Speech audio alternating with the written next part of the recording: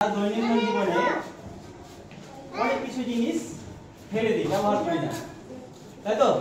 যেমন রান্নার তরকারির খোসাগুলো, ডিমের খোসা, এরকম জিনিসগুলো ফেলে দিই।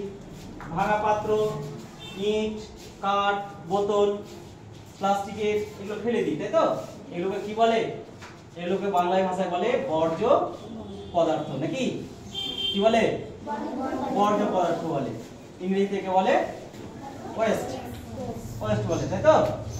এগুলো দু রকমের। কয় রকম বললাম? দু রকম। একটা ড্রাই ওয়েস্ট, একটা ওয়েট ওয়েস্ট। মানে একটা যেগুলো কম্পোজ হয়, মানে যেগুলো পচে গলে যায় সেগুলোকে বলে ওয়েস্ট, ওয়েট ওয়েস্ট, মানে ভেজা অ্যাকচুয়ালি।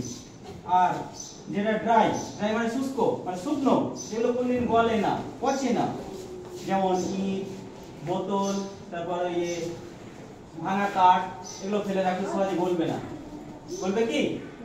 গলবে না, তাই ওটাকে বলছে ড্রাই ওয়েস্ট, তাই তো? আর যেগুলো পচে যায়, গলে যায়, সেগুলোকে কি বললাম? ওয়েট ওয়েস্ট, নাকি? ভেজা। এগুলোকে কি করি? এগুলো যদি আমরা কোনো এক জায়গায় গুচ্ছিত করে রাখি, নির্দিষ্ট জায়গায় ফেলি, তাহলে সেগুলো পচে যাবে। পচে গিয়ে কি হবে? আবার সেটা সারে পরিণত হবে। আর সার যদি হয়ে যায় তাহলে কি হবে? আবার আমরা সেগুলো জমিতে ব্যবহার করতে পারবো, জমির উর্বরতা শক্তি বৃদ্ধি করবে। তাই সেগুলোকে আমরা কি করব? একটা নির্দিষ্ট জায়গায় রাখবো, নির্দিষ্ট জায়গায় ফেলবো, যেন সেগুলোকে আবার আমরা জমিতে সার হিসাবে ব্যবহার করতে পারি, তাই তো? আর যেগুলো শুষ্ক, মানে শুকনো, যেমন বোতল, এই যেগুলো বোতল, এগুলো এগুলো কিন্তু গলবে না। বলবে? বলবে না।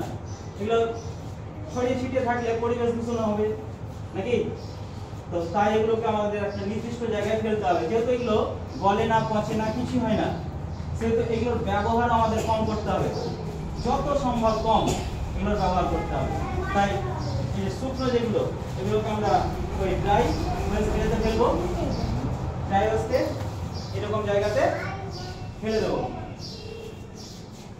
এই জায়গাগুলোতে ফেলবো, ঠিক আছে? এটা পড়বে, এটা পড়বে, ড্রাই না এতে কোনটা পড়বে? প্লাস্টিক আছে তো, এটা প্লাস্টিকে, এটা পচবে, কি হবে না, গলবে না, তাহলে কোনটা যাবে? এটাতে যাবে। আর এই যেগুলো দেখ সবজির উচ্ছিষ্ট, ঝিঙার খোসা, ডিমের খোসা, আলুর খোসা আছে, আছে, এগুলো পচে যাবে, এগুলো গলে যাবে, এগুলো আবার সার হিসেবে ব্যবহার করা যাবে। তাই এগুলোকে কোথায় ফেলতে হবে?